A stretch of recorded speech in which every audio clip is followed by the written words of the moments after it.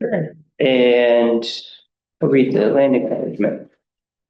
Kettle Creek Conservation Authority wishes to acknowledge the Treaty of the Traditional Lands originally occupied by the Indigenous First Nations peoples of the Anishinaabe, Attawandarunk, and Haudenosaunee Nations. KCCA strives to build meaningful relationships with Indigenous communities and recognizes the importance of respecting these treaties and lands. And I'll remind everyone of disclosures of pecuniary interest. And next on the agenda is the minutes of the previous meeting, May 21st. Mr. Chair, if I can just do a quick roll call before we do a motion. Todd Noble. Here. Lori Baldwin Sands. Here. Frank Burrs. Here. Jim Herbert sent regrets. Grant Jones. Yep, here. Sharon McMillan. Yes. Jerry Cribble. Yes. JJ Strybosh. Here. Sam Trousseau. Here. And John Wilson. I don't see John online or in the room. So we have 8 out of 10 numbers. Haven't heard the truck. Okay. Now we can do. We can do the minutes. Okay. Any errors or omissions in the minutes? Mover and seconder. Grant and Frank, sorry. Baldwin Sands. Yes. Burrs. Yes.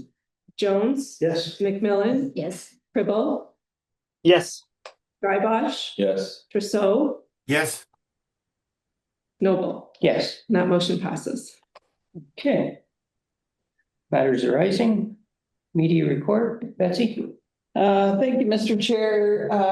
Just the sampling of sort of the highlights of social media over the last month. One post that got quite a bit of traction was this post about young deer, and if you see them and they appear healthy, just to leave them alone.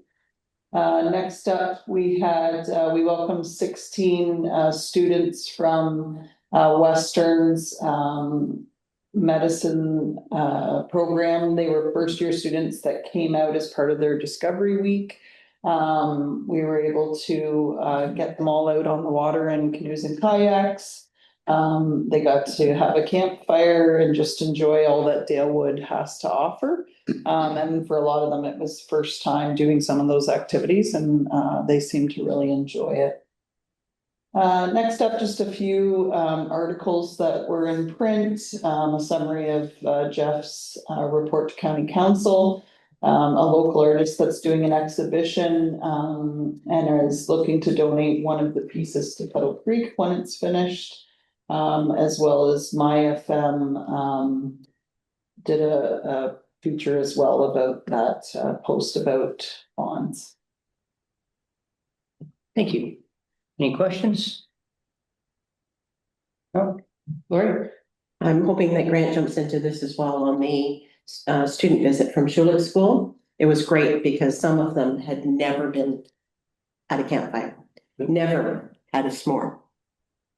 One who never fished, cast his line in the water and caught a fish on the first cast. There were so many highlights from that night. Grant, if you have anything to add. Yeah, it was a very enjoyable evening. Like Lori said, a lot of firsts for them. The one boy, even though we're doctors, I think he had 4 or 5 s'mores. I thought he's going to go into the sugar shop. He was double stacking. But no, it was a great evening. I enjoyed being on the water with them. So there's some not bad pathers. There's ones that started out good, and the further they went, the worse they got. So, but they have no one ground. Confession, I've never had a s'mores on it there. If I may, it was a great recruitment tool because some of them are, even though they're from Toronto, are looking for a smaller community in which to, when they're done medical school, being their student. And there were 2 that were very expressive on their interest in the area. Yeah, it was well worth it. Staff, Elizabeth and all the staff that were there that night went out of their way to make sure it happened. smoothly, and it definitely did. Well, Awesome, that's important that that happens to you, like to that recruitment. I have one question about the fawn. Do the mothers always come back for them? Okay, that's good to know. Just a comment on that, we, had a fawn, goes around our, area for most of the week, it was in our daughter's, raised flower bed for a while. So we've been for a couple of days, and Rick said it was a nest of rabbits in the same flower bed. It was then across the road, the neighbors, sleeping in their fire pit fire ring, like right in the fire ring. There for, that seemed to kept going back and forth, the mother kept moving back and forth, but they like to keep them close to homes because they think that the coyotes will stay away from them if they're close to the house. I'm not sure if that really works, but we see a lot of coyotes scattered around the yard too, so. Good to know. Okay. Project tracking, Elizabeth? So definitely into our busy season. Last weekend, we had our food truck festival in conjunction with the Tunnel Creek Environmental Trust. It went well, and we lucked out again this year on the weather, which was nice. We've been doing surface water samples for the city of St. Thomas at Lake Margaret.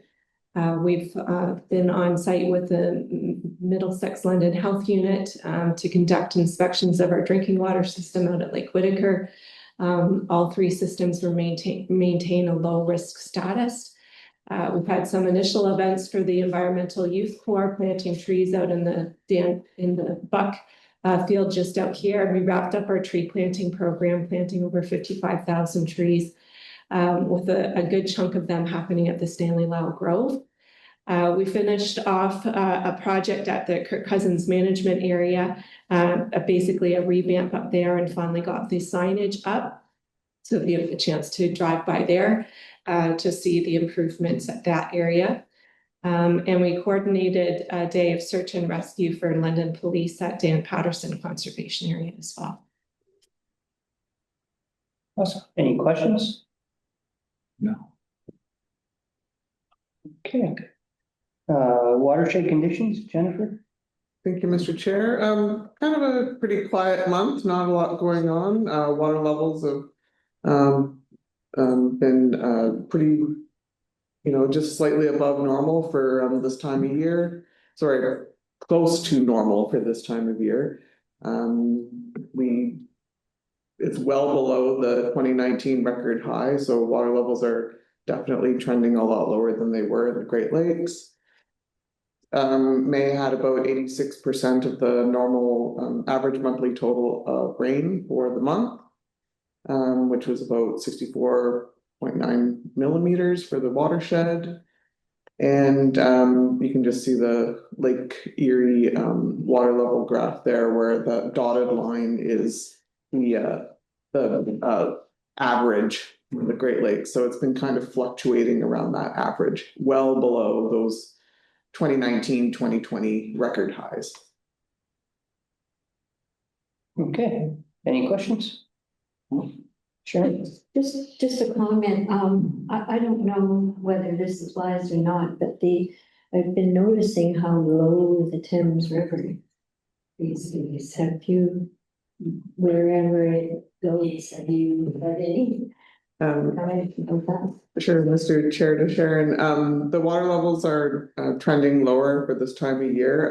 At this meeting, this point, no watersheds in Southern Ontario have been listed as in a level 1 low water condition. Because we did get a lot of rain in May, but it does seem that the trend is right now is that the water levels are going down. Yeah, I was actually kind of surprised because with all the rain that we've had, there were big patches in and around the bridge area, particularly on the main part. Thank you. Any other questions? No. Elizabeth, City of London budget update? Just a brief update. The correspondence that you approved last month was received by the Budget Committee on June 11th. I did make a brief presentation delegation to the committee which was received with very few questions other than comments of support from Jerry and Sam, which I appreciated. Next steps in terms of the City of London budget, we do need to have a draft to them by August 15th. So I'll be working throughout the summer on that. But we, as a board, will review it in September with a final budget submission to the city no later than September 30th. Okay. Any questions? No? Okay. Is there a mover and a seconder that the matters arising staff reports be received? Sharon, JJ? All in favor? Oh, we'll call it. Sorry, again. Baldwin Sands, Yes. Spurs, Jones, Yes. McMillan, Yes. Cribble, Yes. Drybosh, Yes. Rousseau, Yes. and Noble. Yes, And that motion passes. and correspondence. Anybody have anything they want to talk about in the correspondence? I'll just briefly highlight some. A lot of them are basically Conservation Ontario or other member municipalities commenting on those recent bills that went through. Conservation Ontario was very active both on the special economic zones. You can see that they put comments in on that, and the GM of Conservation Ontario was also able to make in a submission to the standing committee as well, which was nice to see. There's the resolution from Parry Sound and Thames Centre, and then the last one was Conservation Ontario's comments on Bill 17. Just scroll through the screen there to Bill 17 comments. I mean, through your municipalities, you probably also very much reviewed these bills and the implications, not just to CAs, but planning in general throughout Ontario.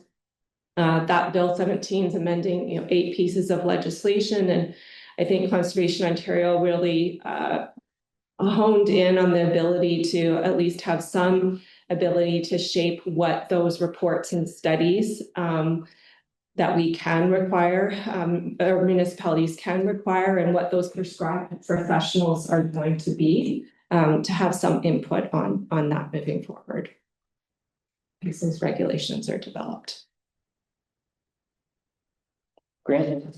Thank you, Chair. Just, I'm glad Conservation Ontario and Angela were able to make a submission.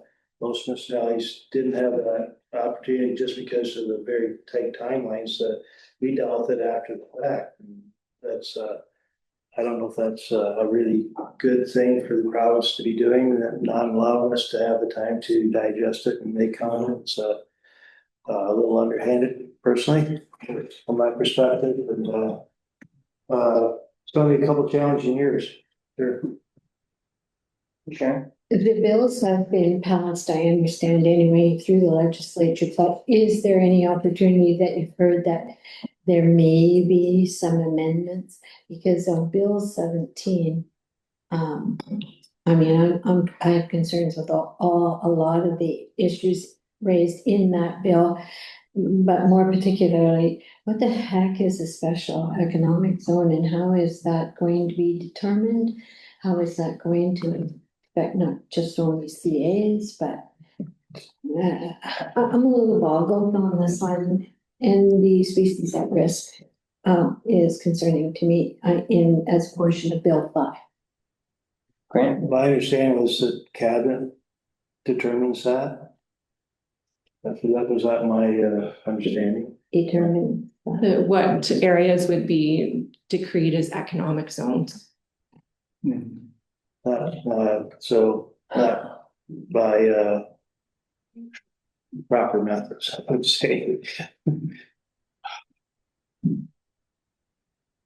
Is it final? Like, it seemed like there's some stuff that they still had to finish wording. I think right now they're working on the regulations that are associated with the bill and Bill 17, the various regulations linked to that. I think the ERO postings are up until June 26th. You could ask your MPP for clarification.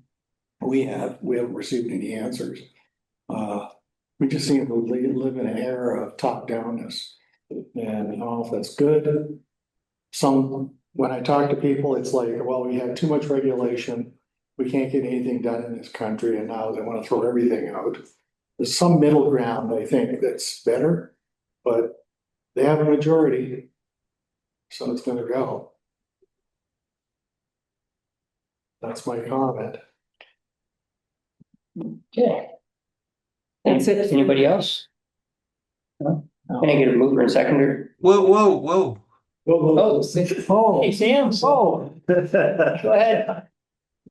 Yeah, I don't think we should assume that this matter was discussed by cities or that city councilors received any information from cities. As far as I'm concerned, many cities just totally dropped the ball on this and did not respond at all. So what I would request that this letter also be sent by Elizabeth as a communication to all of the municipalities in our district, just for information, and ask that it be circulated to the councilors. I don't know if you need a motion for that. I think that might be something you can just do, but don't assume that the cities are doing due diligence in terms of spreading information about this, because mine certainly isn't.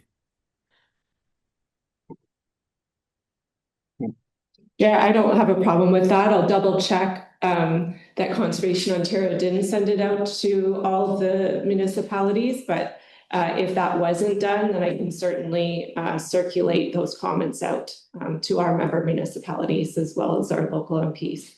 Thank you. I think we should at least let them know that this is a problem and that there are still, as bad as this legislation is, there still are regulations that are being promulgated, and we should be watching that.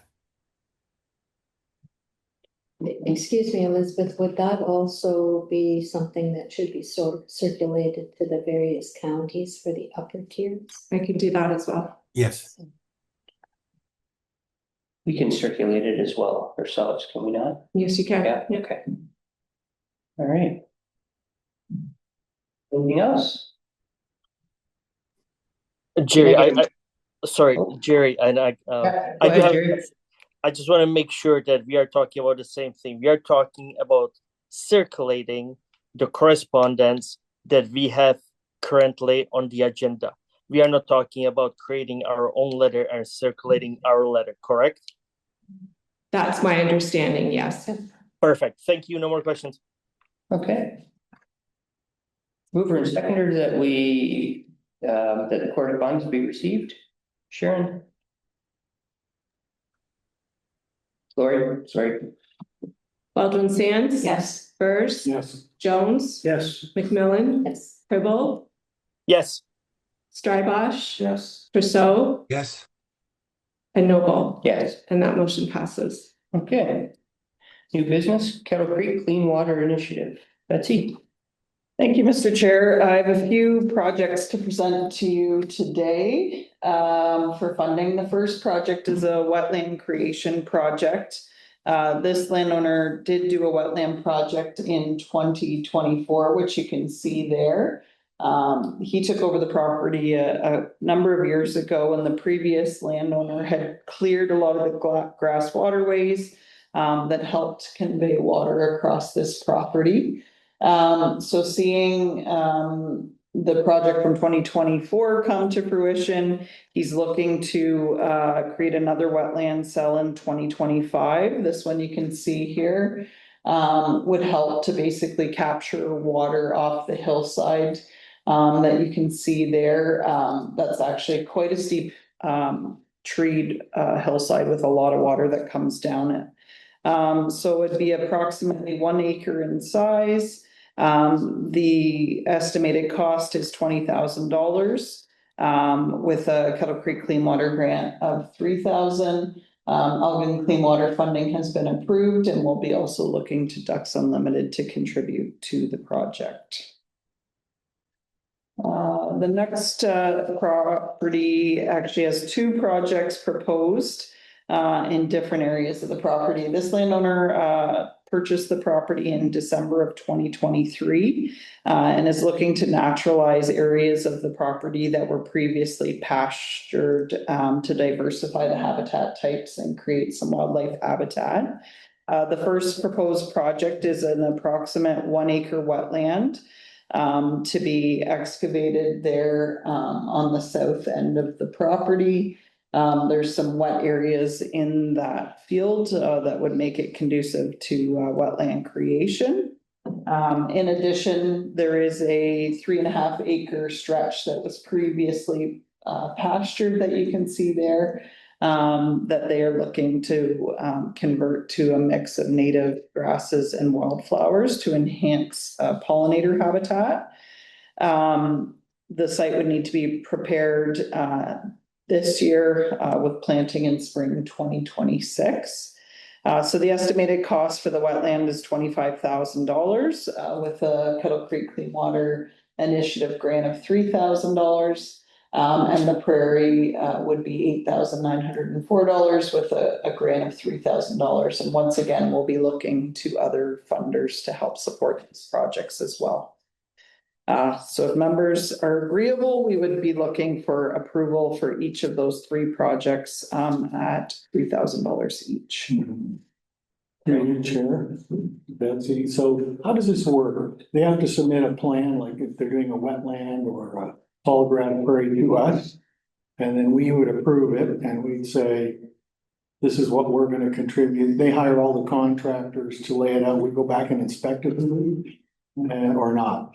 With these projects specifically, these 3, we're actually helping lead the project with them. A lot of landowners don't have the connections or the technical knowledge to do it. So for these 3 in particular, and most projects that I bring to you, we're heavily involved in the paperwork, securing the contractors, overseeing the construction to make sure that the projects are successful. Okay, so where do they get like in the wetland, do we supply them with plants? Or where do they get the stuff to plant, like in the tall grass prairie, where do they get the grass mix?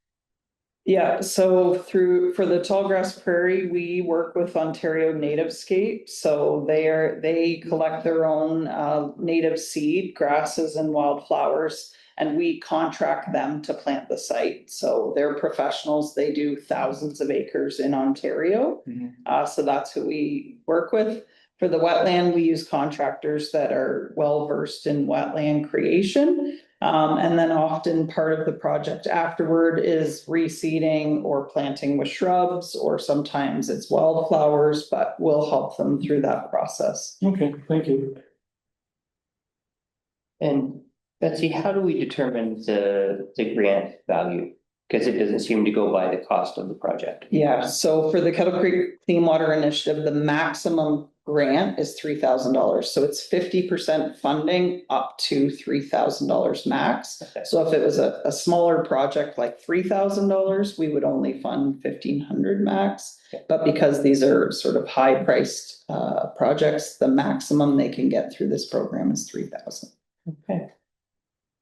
Any other questions? So this one's in Southwold, right? What's the other one? The other wetland is actually in St. Thomas. Okay.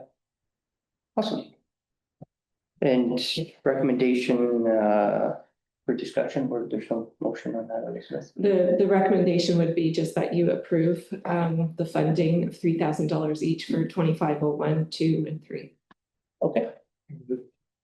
Moved by Grant, seconded by Lori.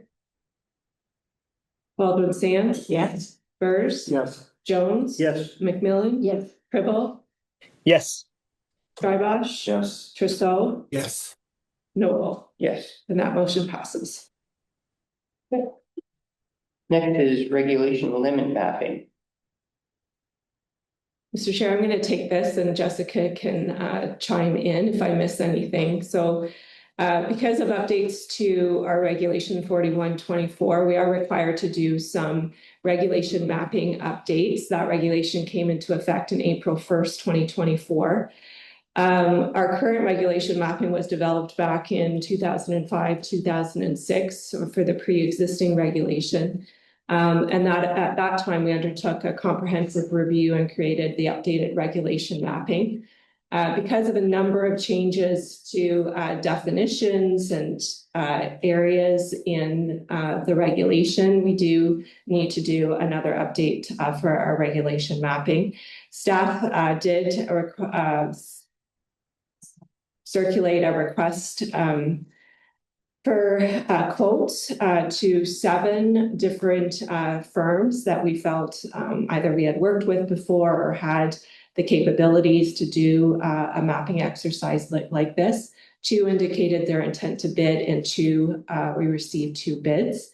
What we're recommending to you today is to go ahead with Luna Geospatial, who submitted a bid of 36,000, which is under the budget or within the budget that we allocated in the 2025 budget. They were also able to do the project within the timelines. We're hoping to have this done by the end of the year. And the updated mapping would be then circulated out for some public comment, brought back to the board, and then posted on our website where we have our online mapping, which is generally used for basically a triage tool by people. They can go in, they can see their address, they can see the regulation limits, and they know whether or not they need to come to speak to us about permits. Okay, any questions, Grant? Question for you to Elizabeth. So we have 3 other conservation areas that border on us. Do they share in the cost? Because they have to do the same thing, right? Are we duplicating, or is it? We're not duplicating. Each of us have our own responsibilities for our regulation mapping. So really it is up to each individual watershed to update those. And I would say that they might be at varying levels of where they are with their regulation mapping in terms of being able to do this update.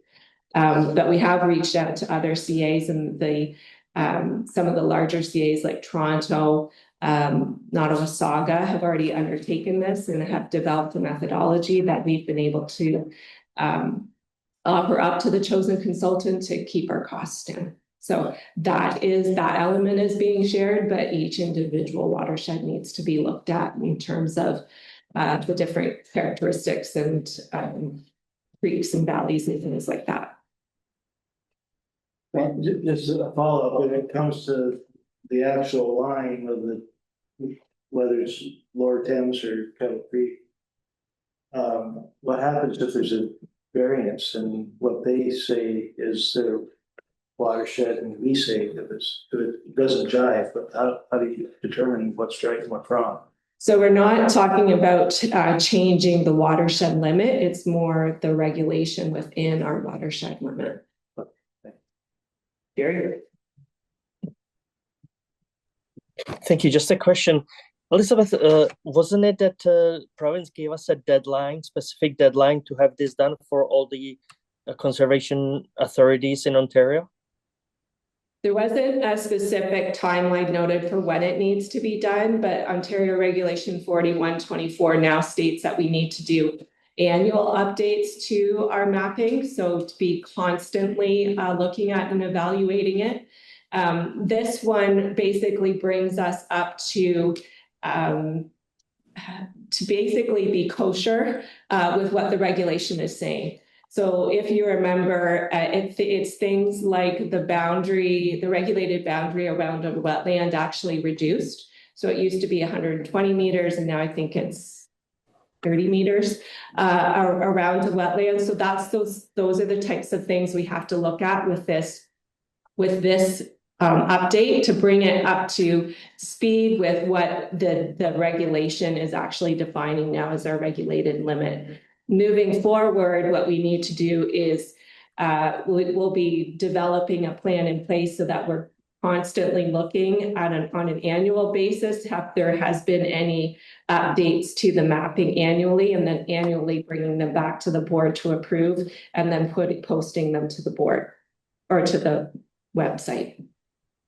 Okay, I was attending a meeting last year where there was Upper Thames involved as well, and there was there was a memorandum from the province about disappointment that the mapping is taking so many years. And if I believe the first ask was 2016 or 2018 from the province, and because it wasn't done or majority weren't completed, province set a specific date.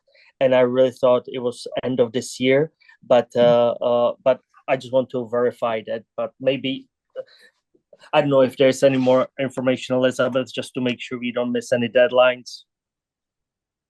Yeah, I'll double check, Jerry, but that might have been a specific request of the city of London, from Upper Thames, because I know they have been working for a number of years to update their mapping, because our watershed is smaller. And we've in 2026, you can think of it as like semi-engineered lines versus engineering each and every line. So for those reasons, we're able to update our mapping a little bit faster, maybe than some of the other bigger CAs. Perfect. Thank you very much.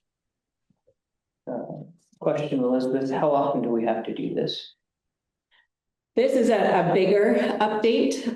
Once we have this update done and we actually match what the regulation is saying, we by regulation, we have to do an update every year if it's required.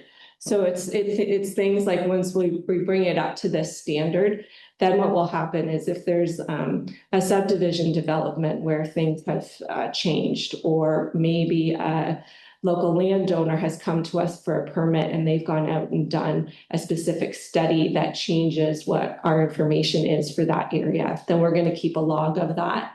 And then on an annual basis, update our regulation layer to match that information as it comes in. So I think the guidance from the provinces is that we're doing this on an annual basis. So there's not this big change, every 10 years or 15 years, that we're keeping it more up to date, as up to date as we can. Okay. So at a later date, this is just hiring a consultant. I think what Jessica and I'll do is come up with a plan for the annual update moving forward and how that process is going to work, and then bring it back to the board for approval after. Okay. And this is a provincial mandate, but it's funded by the municipalities. Correct. Okay.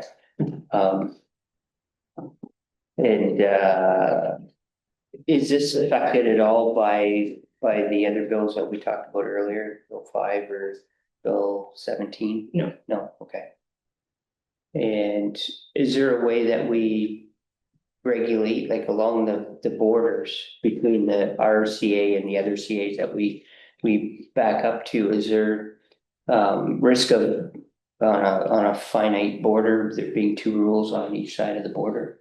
So right now on our online mapping, and again, just to clarify, this isn't changing the watershed boundary. This is changing the regulation around Kettle Creek, wetlands, those types of things. So where people can or cannot build, it's not changing our jurisdictional area. Okay. But to answer the question, on the border of Kettle and Catfish on our online mapping, if someone clicks on that area, they get a notification that comes up and says, your property might be split between Kettle and Catfish, contact us. And then we as the two CAs work out how we're going to deal with that property on that basis. Perfect. Thank you. Okay, so the recommendation is that Luna Geospatial be contracted to undertake a regulation mapping update with a total project cost of $36,075. Mover and seconder? JJ? Seconder, Jerry? Yes. There you go. Alderman Sands? Yes. Spurs? Yes. Jones? Yes. McMillan? Yes. Cribble? Yes. Drybosh? Yes. Brissot? Yes.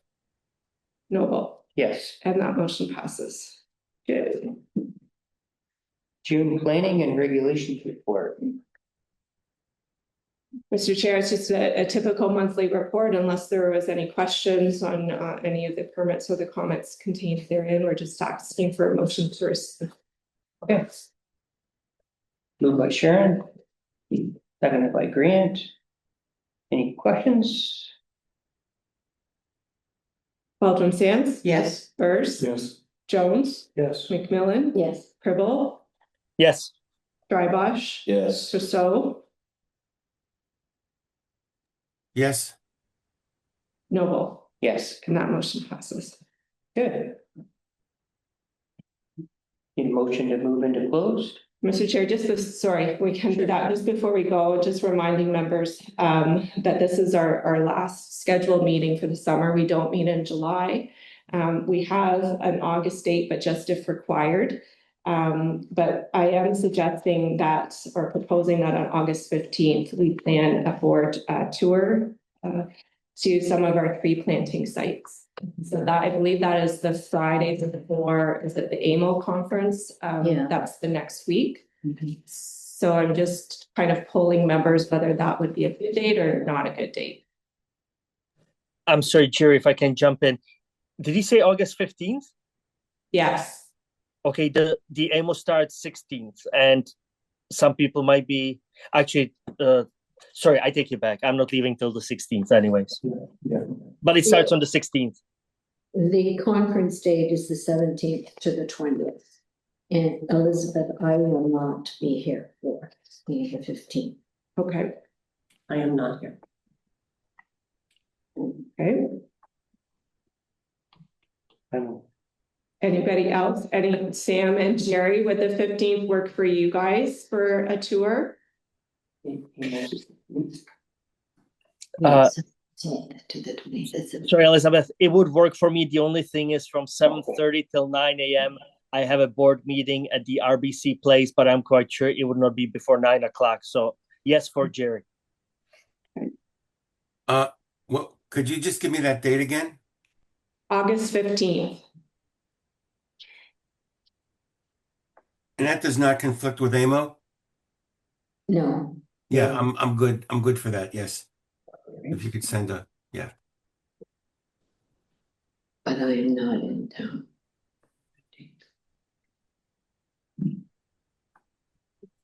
Okay. So August 15th sounds like it might work, except for Lori and Sharon. Okay, Okay, great. That's it. Then we can have a Okay. motion to go into closed. okay. Mover and seconder to move into closed. Lori? JJ? We go into closed at 10:39. Baldwin Sands. Yes. Burrs. Yes. Jones. Yes. McMillan. Yes. Cribble. Yes. Drybosh. Yes. Rousseau. yes. And Noble. Yes.